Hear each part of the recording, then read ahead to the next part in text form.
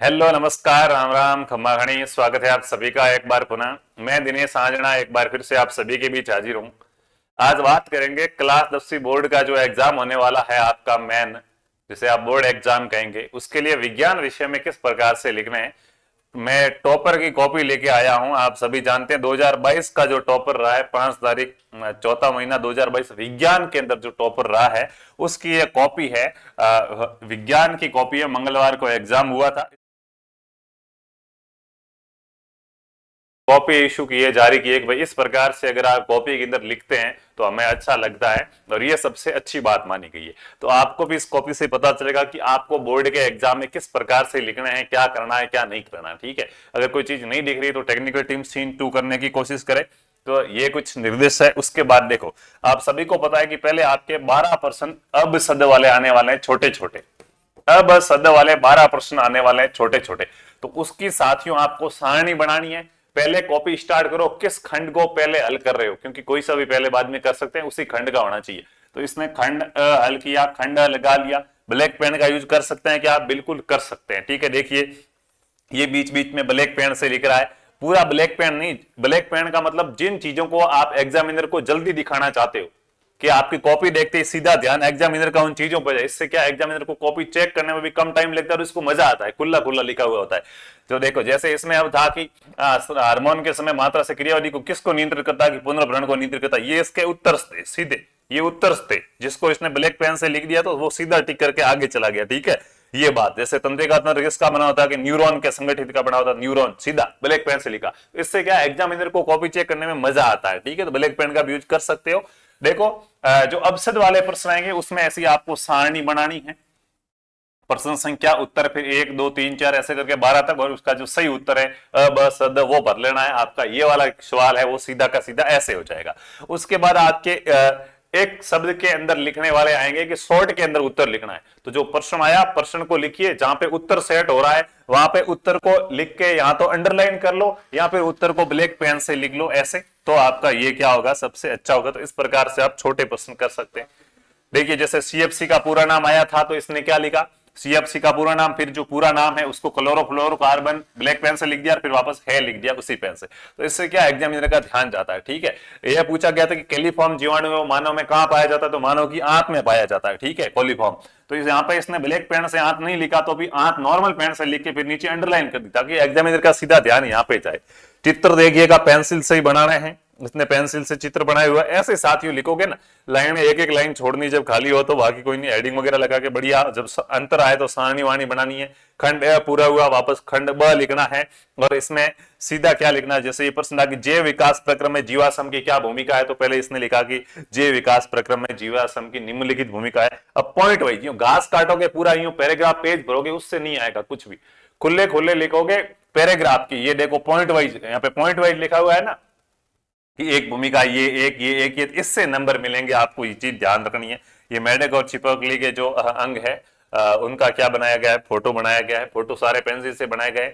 ये भी आपका यहाँ पे फोटो है, भाप वाला।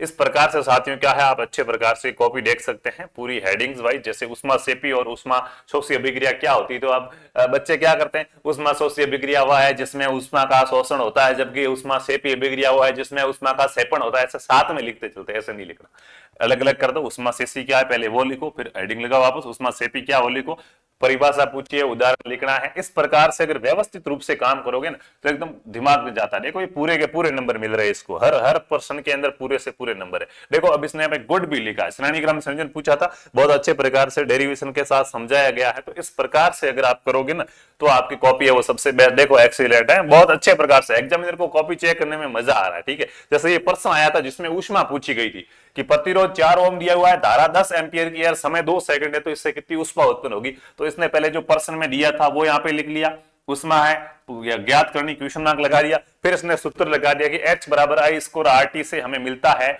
H आई स्कोर, आई आपकी धारा का मान रख दिया 10 का स्क्वायर गुणा टी है, टी आपका हो गया यहाँ पे 2 सेकंड, और आर है वो प्रतिरोध 4, गुणा कर लिया, जो आया उसको बॉक्स में बंद कर दिया। मात्रक लिखना ध्यान रखना, ठीक है, बिना मात्रक के गलत होगा सवाल।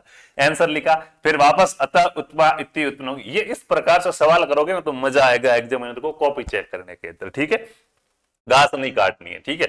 पूरा अच्छा प्रकार से व्यवस्थित पॉइंट वाइज लिखना है तो ये अच्छा रहेगा। देख सकते हैं आप किस प्रकार से ये कॉपी है, इसको आप अच्छे प्रकार से देखिएगा। ये इस प्रकार से कॉपी, इस बंदे ने अगर कितने पेज भरे, उसकी आप पेज भरने पे ज्यादा विश्वास करते हैं। 16 पेज के अंदर पूरा कार्य किया है, 80 में से 80 नंबर मिला, कोई भी फालतू की चीज नहीं, जितना पूछा गया उतना लिखा और अच्छे नंबर भी आए। तो इस प्रकार से आपको ये काम करना है, ठीक है। तो उम्मीद है ये चीज आपको समझ में आ गई होगी। इस कॉपी को मैं पूरा टेलीग्राम पे डाल रहा हूं ताकि और भी आप अच्छे प्रकार से इसको देख ले कि किस प्रकार से काम करना है। तो हमारा टेलीग्राम चैनल है, उस पर ये कॉपी आपको मिल जाएगी। टेलीग्राम पे आप सर्च करना तैयारी कर लो स्कूल। खुले साथियों, विज्ञान में क्या होता है आप सभी को मैं बता दूं, विज्ञान में 1% के 3 नंबर है, तो सीधे 3 नहीं मिलेंगे, पॉइंट वाइज होते हैं कि आप इस 1% में वापस 3-3 क्वेश्चन छिपे हुए होते हैं। इतने का आंसर लिखोगे तो 1 मिलेगा, इतने का लिखोगे तो 2 मिलेगा।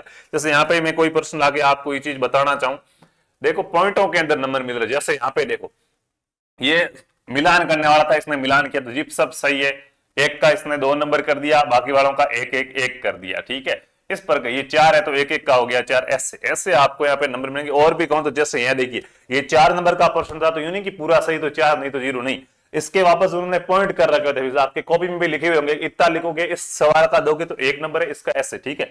तो 1+2+1 की मार्किंग है, मतलब क्षमता क्या है लेंसों की, आपसे पूछा गया। अगर सिर्फ परिभाषा लिख रहे हो 1 नंबर है, परिभाषा नहीं लिखी बाकी वाला भले पूरा लिख दिया 1 नंबर तो कटेगा, क्योंकि वो चाहते हैं कि परिभाषा लिखो, हम उसका 1 नंबर देंगे।